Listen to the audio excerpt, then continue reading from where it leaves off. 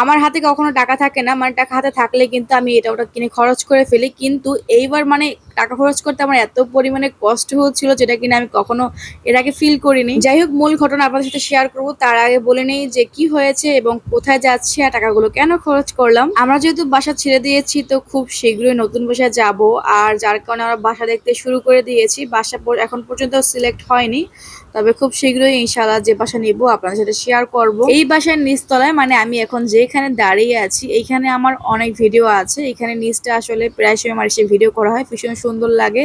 বাসার নিচটা কিন্তু ফুটবল খেলার মাঠের মতো অনেক বড় স্পেস।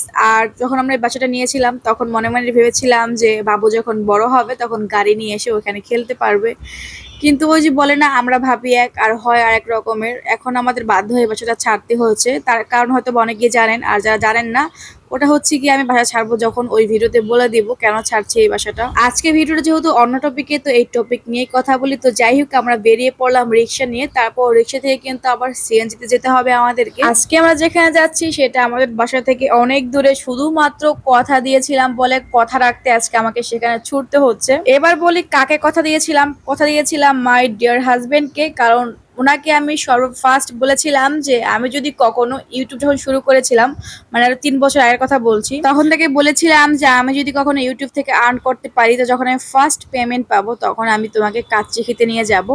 আর আপনারা এখন যে রেস্টুরেন্টটা দেখতে পাচ্ছেন এটা আমাদের অনেক পছন্দের একটা জায়গা। এখানে আমরা প্রায় খেতে আসি যখন কিনা আমাদের কোনো স্পেশাল ডে থাকে। যেহেতু বাসাটা রেস্টুরেন্ট থেকে অনেকটা দূরে, তো হুটহাট করে কিন্তু আমরা এখানে আসতে পারি না। যখন কিনা আমার হাজবেন্ডের অফিস ছুটি নেই বা কোনো স্পেশাল কারণ থাকলে তবেই আসা যায়। তো যাই হোক, এখানে আমরা স্পেশাল কাচ্চি খেতেই আসি, কারণ ওদের কাচ্চি এত মজা, যে খাবে সে মানে বারবার এই কাচ্চি খাওয়ার জন্য ছুটে আসবে।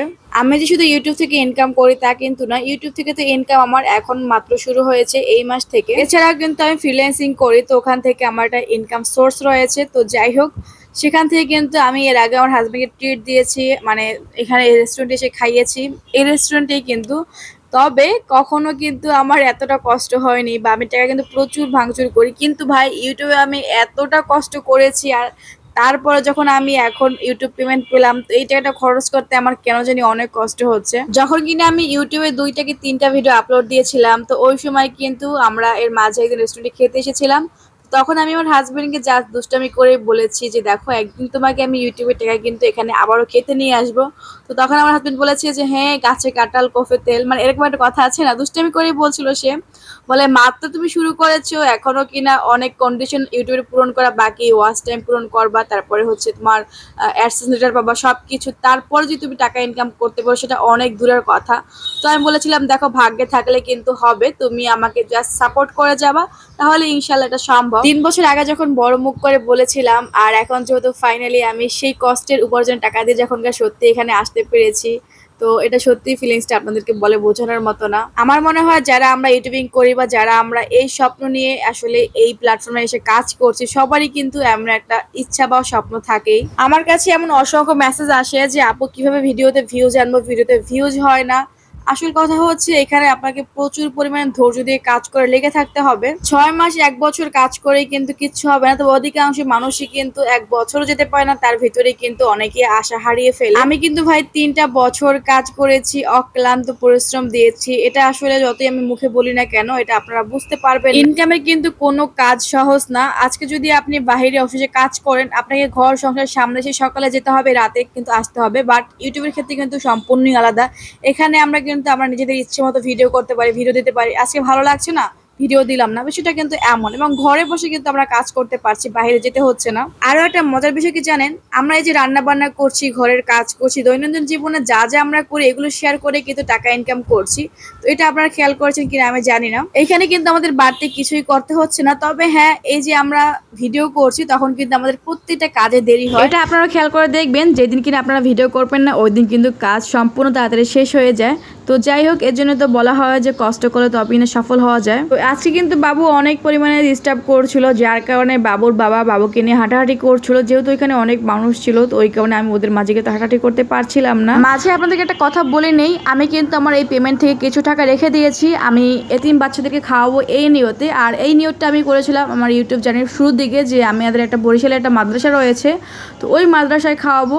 যেহেতু এখন বরিশালে যেতে পারছি না, বরিশালে যাবো ইনশাল্লাহ কোরবানির পরে। আর যে যেখানে নিয়ত করে ওইখানে নাকি দিতে হয়। আমি যদি নিয়ত না করতাম তাহলে কিন্তু আমি যেখানে থাকি এখানে যে কোনো মাদ্রাসায় দিলে হয়ে যেত। তো যেহেতু নিয়ত করেছি যেখানে, ইনশাল্লাহ ওইখানেই দিব। ওই ভিডিওটা হয়তো আপনারা আরও কিছুদিন পরে পাবেন। বাবুর আব্বু বলছিল যে আগে তুমি খেয়ে নাও, আমি বাবুকে ঘুম পড়িয়ে দিচ্ছি। তো এরপরে আমি সেটাই করলাম, আগে কিনা আমি খেয়ে নিয়েছি, কেননা আমার হাতে সময় নেই, আবারও বাসায় যেতে হবে। ওই দিকে সে একটু হাঁটাহাঁটি করে ঘুম পড়িয়ে দিয়েছি, যেটা কিনা আমি পারি না। মানে ওকে নিয়ে একটু হাঁটাহাঁটি করে দেখা যায় যে ও ঘুমিয়ে যায় মাশাআল্লাহ। আর আমার কোলে সে ঘুমের চোখে ঘুমাবেও না, শুধু কান্না করবে। তো যাই হোক, এটা হচ্ছে ওটা আব্বুর কোলের পাওয়ার, আব্বুর কোলে গেলেই ঘুমিয়ে যায়। তো এই তো আমার কোলে সে ঘুমোচ্ছে, আর ওইদিকে তার বাবা খাবার খেয়ে নিয়েছে। এটা কিন্তু অনেক বড় একটা রেস্টুরেন্ট, এটা হচ্ছে পুরো 3 তলা জুড়েই কিন্তু ওদের এইখানে। তো কখন আমরা 3 তলায় আসিনি, সবসময় দোতলায় বসেই খাওয়া হয়। আজকে দোতলায় এসিগুলো কেন জানি নষ্ট হয়ে গিয়েছে, তো দেখলাম যে বাবুকে ওখানে বসতে পারছিল না, প্রচুর পরিমাণে ঘেমে যাচ্ছিল। তো এরপর ওরা আমাকে বললো যে আপু ওকে নিয়ে আপনারা 3 তলায় চলে যান, ওখানে গিয়ে আপনারা খাওয়া দাওয়া করতে পারবেন, আর সে সাথে বাবুর কষ্টও হবে না। তো এটাই করলাম, উপরে চলে আসলাম আমরা এখানে। আর এখানে ওরা হচ্ছে কি বাবুকে দেখে আবার ওরা ফ্যান দিয়ে গেল। আর আজকে আপনাদেরকে রেস্টুরেন্টটা ঘোরাতে ভুলে গিয়েছিলাম। তো শেষ পর্যন্ত যখন বাবুর আব্বু খাচ্ছিল আর বাবু আমার কোলে, তো ওই সময় মনে পড়লো, কিন্তু ওই সময় গিয়ে তার ঘুরে ঘুরে দেখানো সম্ভব ছিল না, যার কারণে ফোনটা হাতে নিয়ে আমার মানে এরিয়াতে যতটুকু দেখা যাচ্ছিল ওইটুকু একটু তুলে আপনাদেরকে দেখালাম। তো খাওয়া দাওয়া শেষ করে এখন সেই আসল সময়টা চলে আসলো। এতক্ষণ তো খেলাম ভালোই। এখানে হচ্ছে কি আমরা অর্ডার করেছিলাম 3 প্লেট মেবি কাচ্চি ছিল, আর হচ্ছে আপনাদের বাদামের শরবত, সেই সাথে ফিরনি। তো সব মিলিয়ে 1500 টাকার মতো হয়েছে। সেইখান থেকে আমরা একটা পার্সেল নিয়ে নিয়েছি বাসার জন্য। আমি তখন আমার হাজবেন্ডকে বলছিলাম যে প্লিজ বিলটা তুমি দিয়ে দাও, আমি দিতে পারবো না। তখন সে আমাকে বলেছিল যে দেখো, কথা দিয়ে কিন্তু কথা রাখতে হয়, আমি তোমার জন্য দোয়া করবো যাতে কিনা তুমি পরবর্তীতে আরও বেশি বেশি টাকা ইনকাম করতে পারো। তখন আমি বললাম ঠিক আছে, আচ্ছা বুঝতে পেরেছি যে এটা আমাকেই দিতে হবে, কি আর করা। তারপর নিজের ব্যাগটা খুলে টাকাটা আমাকেই দিতে হলো। ওদের এখানে সবসময় আমরা বোরহানিটা খাই, কারণ ওখানে বোরহানিটা অনেক বেশি টেস্ট হয়, মানে ঝাল, সেই সাথে হচ্ছে পুদিনা পাতা, সব কিছু আর কি অ্যাভারেজ সব কিছুর পরিমাণটা অনেক পারফেক্ট থাকে। তো আজকে ভাবলাম যে ঠিক আছে, বোরহানিতে সবসময় খাওয়া হয়, আজকে না একটা বাদামের লাচ্ছি অর্ডার করি, কেননা আসলে খাবারের পরে এত লিকুইড খাওয়া যায় না। তো এই কারণে শুধুমাত্র একটা আমরা ড্রিঙ্কস অর্ডার করেছিলাম, আর সেটা হচ্ছে বাদামের লাচ্ছি। এটা খেতে কিন্তু ভীষণ টেস্টি ছিল। এর ভিতরে হয়তো জাফরান দিয়েছিল, যার কারণে এটা একটা ঘ্রাণ আসতেছিল, ভীষণই সুন্দর।